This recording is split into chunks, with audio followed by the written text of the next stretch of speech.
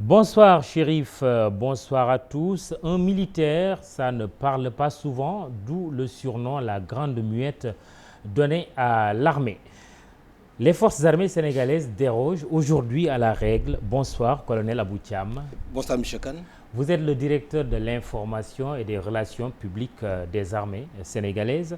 L'armée sénégalaise jouit d'une bonne réputation, armée républicaine, armée professionnelle, des qualificatifs qui reviennent souvent.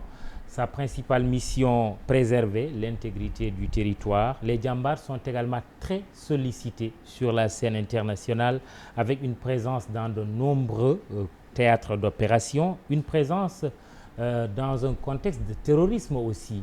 C'est quoi l'armée sénégalaise aujourd'hui? Bonsoir M. Khan, et je voudrais aussi, en tout cas avant de répondre à votre question, apporter le salut de M. le ministre des Forces armées, du général de corps d'armée, chef d'état-major général des armées, et du général haut commandant de la gendarmerie et directeur de la justice militaire. En somme, au garde à vous. Le salut des forces armées, n'est-ce pas, à tout votre audimat, qui certainement nous suit avec beaucoup d'attention dès lors qu'on parle de l'armée, dès lors qu'on parle de leur armée, dès lors aussi qu'on parle, n'est-ce pas, de ce que des fondamentaux même qui sous-tendent aujourd'hui la réputation dont vous parlez, n'est-ce pas, à travers, d'abord dans le pays, dans la sous-région, en Afrique et dans le monde. Oui, c'est quelque chose aujourd'hui de connu. Notre armée, par la grâce de Dieu, a une certaine réputation. Par la grâce de Dieu, a une certaine aura, mais aussi par la grâce et n'est-ce pas, l'engagement de nos prédécesseurs, de nos anciens, qui ont su baliser, tracer, n'est-ce pas, des repères, tracer des fondamentaux qui aujourd'hui, en fait, sont les supports et les repères de tous les jours, n'est-ce pas, qui nous permettent en fait d'être de faire tout pour rester dans le sillage de ce qui fait aujourd'hui l'excellence de tout militaire. Le terrorisme, c'est vrai, c'est quelque chose aujourd'hui, n'est-ce pas, qui est dans tous les sujets, dans tous les débats. Et nous nous en félicitons parce que c'est un mal qui est là, c'est quelque chose qui gangrène aujourd'hui l'attention, c'est quelque chose qui infeste malheureusement, c'est pas, la stabilité de bien nombre de pays, bien nombre de continents. Le Sénégal est menacé.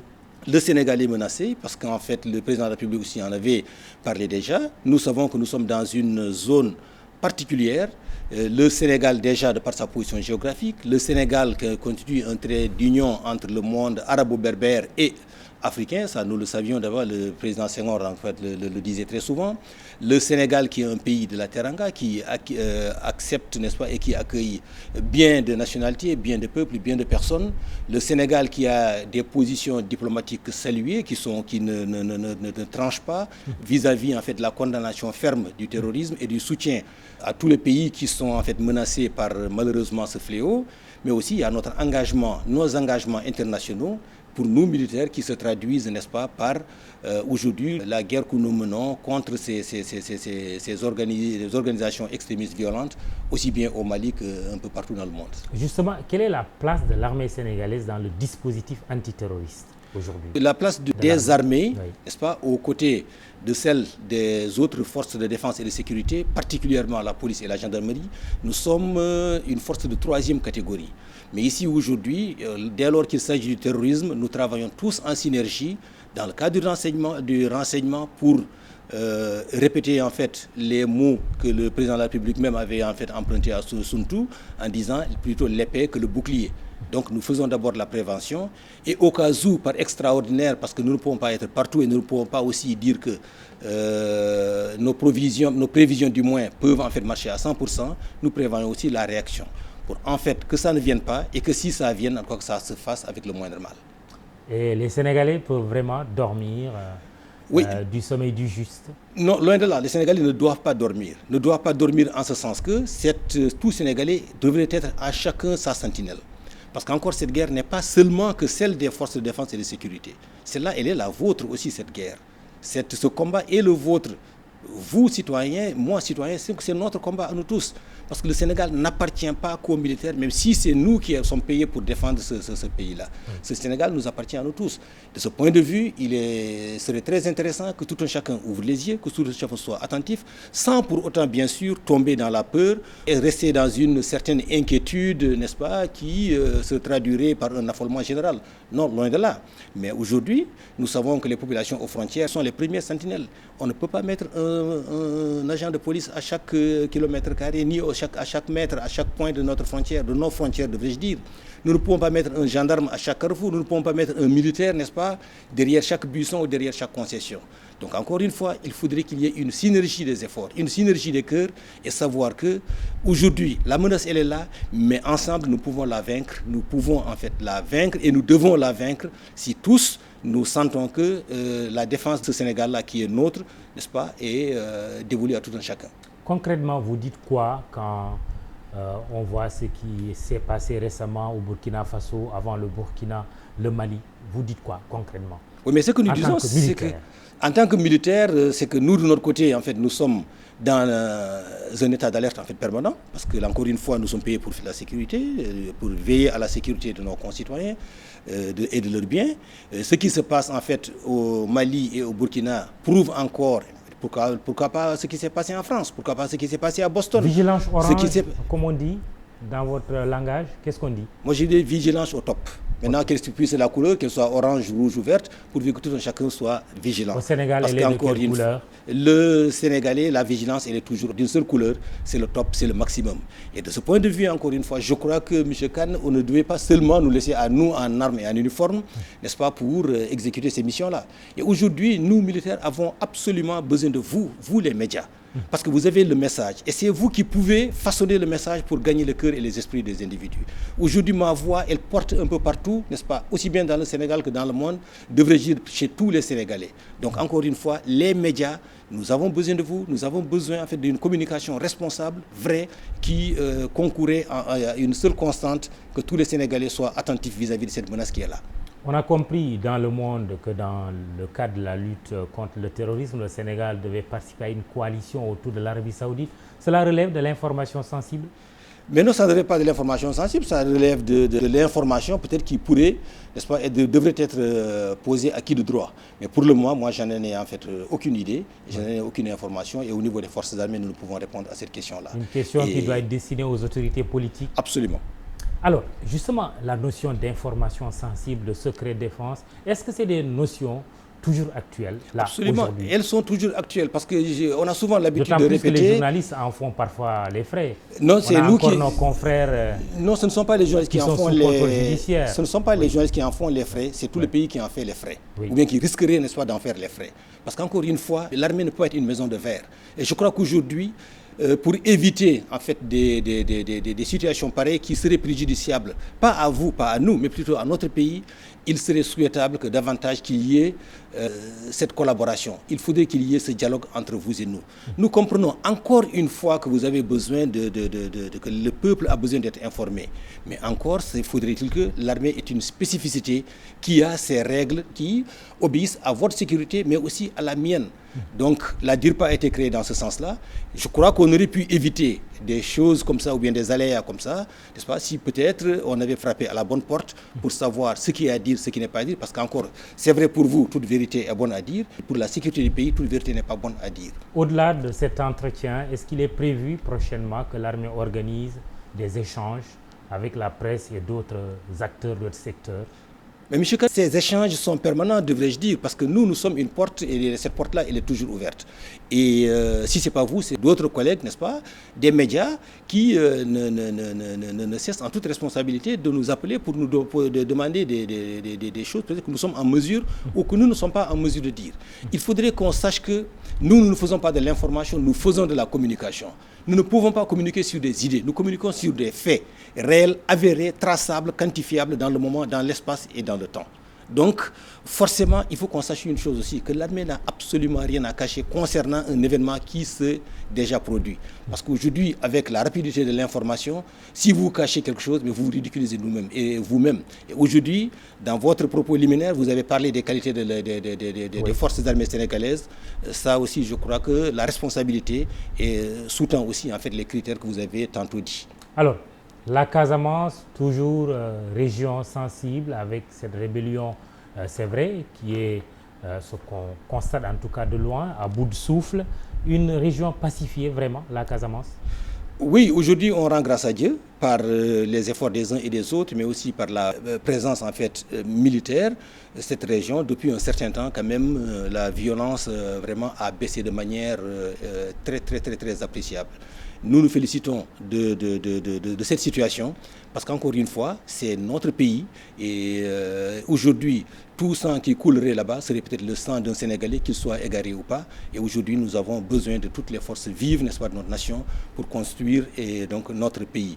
Une situation aujourd'hui, nous nous félicitons, elle est sous contrôle. Et les attaques de temps à autre, nous, dans quel cadre on peut les loger? Depuis un certain temps, vraiment, nous n'enregistrons en fait aucun événement opposant, en fait, des incidents directs qui opposeraient des forces, n'est-ce pas, aussi bien du MFDC que celles de l'armée. Et là, il est important.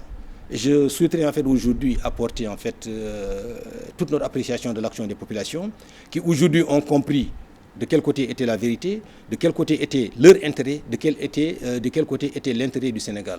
Aujourd'hui, ce sont les populations elles-mêmes qui, n'est-ce pas, refusent, n'est-ce pas, certaines pratiques, qui refusent l'incursion de certains bandits armés. C'est les populations qui nous invitent, n'est-ce pas, à les aider à se réinsérer. C'est les populations qui elles-mêmes, dès lors qu'elles voient quelqu'un qui serait étranger, n'est-ce pas, à leur communauté, viennent en fait rendre compte et donc nous informer pour qu'on puisse prendre les actions idoines.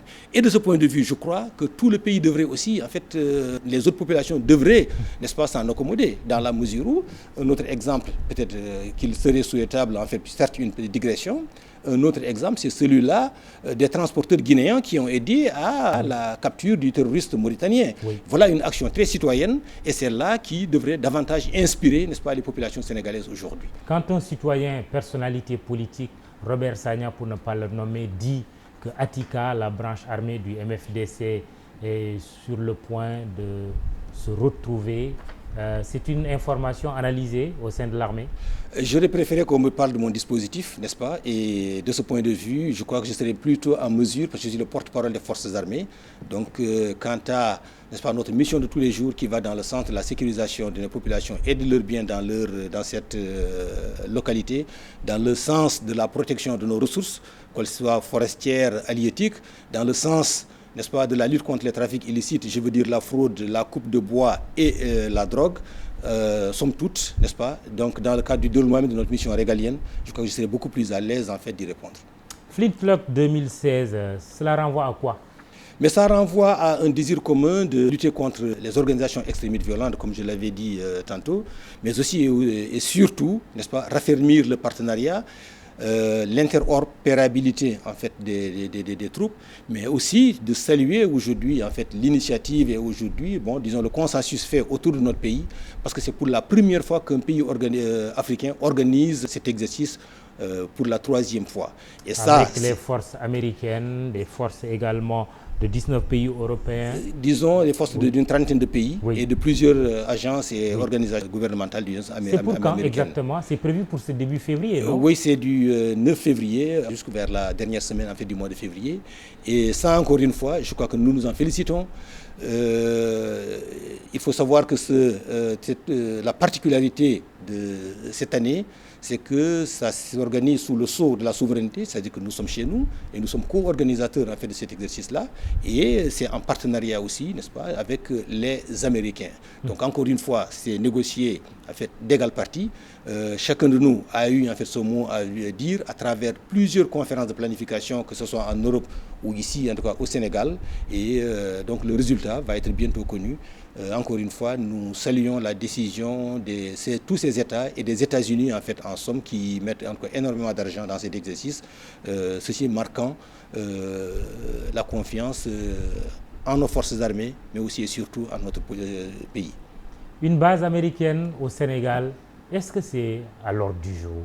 Je n'en ai jamais entendu parler. Ce que je sais, c'est que nous travaillons en fait en partenariat. Ils viennent ici s'entraîner, nous échangeons en fait nos expériences à travers l'état-major général des armées, à travers l'état-major de l'armée de terre, à travers l'état-major de la marine ou de l'armée de l'air, qui sont même les réceptacles, n'est-ce pas, de ces entraînements, qui eux-mêmes définissent, n'est-ce pas, les besoins en termes de formation, en termes d'entraînement. Ce n'est plus encore une fois eux qui viennent pour dire que nous voulons nous entraîner avec vous sur tel thème ou sur tel chapitre. Maintenant, c'est nous qui définissons en fait là où nous jugeons que nous sommes relativement faibles, n'est-ce pas, et essayons de prendre un peu de leur expérience. Et je crois encore une fois, ceci se traduit aussi ça, sur le plan économique, parce que n'oubliez pas, c'est presque 2000 personnes qui vont être là. Oui. C'est nos entreprises locales qui vont être sollicitées, ce sont nos commerces locaux qui vont être sollicités, ce sont nos artisans qui vont être sollicités. Et là, vraiment, c'est un plus. Et je crois dans le cadre Armée-Nation, c'est vraiment quelque chose de très intéressant. De nouvelles accusations d'abus sexuels en Centrafrique qui concernent 5 pays, dont le Sénégal. Qu'est-ce que la DIRPA peut dire? Est-ce que des soldats sénégalais sont impliqués? Je voudrais d'ores et déjà vous rassurer que ça a été dit, donc pour moi avant 2015, excusez-moi. Oui, nous avons engagé en fait notre contingent militaire il y a de cela 3 à 4 mois. Donc c'est la compagnie, un détachement en fait d'hélicoptères qui est parti, n'est-ce pas, en Centrafrique. A priori, si on va dans l'espace-temps, je veux dire le quantième des événements, donc ce contingent est exclu. Et nous avons fait aussi le tour à travers la FPU, donc des gendarmes, donc aucun militaire n'est concerné en fait pour ce qui est, n'est-ce pas, de ces 2 contingents. Maintenant, je ne puis vous dire, je ne puis parler au nom d'une certaine corporation. Alors, beaucoup de djambars engagés dans des théâtres d'opération. On est autour de combien de militaires sénégalais? Nous sommes aujourd'hui autour de 2000 personnes qui sont engagées, n'est-ce pas, à l'extérieur. Et puisqu'on parle encore de ces djambars, il faudrait savoir que, pour s'en féliciter, nous avions eu l'ONU a eu à prélever, n'est-ce pas, un détachement au niveau de la Côte d'Ivoire pour constituer une réserve et pour la visite du pape en Centrafrique, mais aussi pour l'organisation des élections. Aujourd'hui, nous avons reçu, n'est-ce pas, une lettre de félicitation du secrétaire général des Nations Unies qui apprécie très fortement la participation de ces militaires au niveau de la Centrafrique. Et ceux-là sont aujourd'hui en route pour leur base retour au niveau de la Côte d'Ivoire. Vous n'êtes pas aussi, c'est vous-même d'ailleurs, des médias qui l'avaient annoncé la semaine dernière quant à la réduction, n'est-ce pas, des troupes au niveau de la Côte d'Ivoire. Mais tout le monde a dit oui, nous allons réduire, mais sauf pour le contingent sénégalais dont on a besoin, et pour le Mali et pour la Côte d'Ivoire, de par leur professionnalisme et par leur engagement. Oui, nous avons des éléments engagés et je crois aussi l'ONU vient encore de montrer en fait le summum de son attention pour les forces armées sénégalaises en choisissant le général de division Balla Keïta comme commandant de la force au niveau de la République centrafricaine. Donc encore une fois, je crois que nous devons, vous et moi, nous en féliciter. Nos djambars sont en train de faire un excellent travail et je crois que j'en profite aussi pour leur apporter le salut et la confiance du commandement. Merci, colonel Abou Thiam, directeur de l'information et des relations publiques des armées. Chérif, c'est tout pour ce soir. Demain, le rendez-vous, c'est avec Antoine Diouf. Merci, excellente soirée.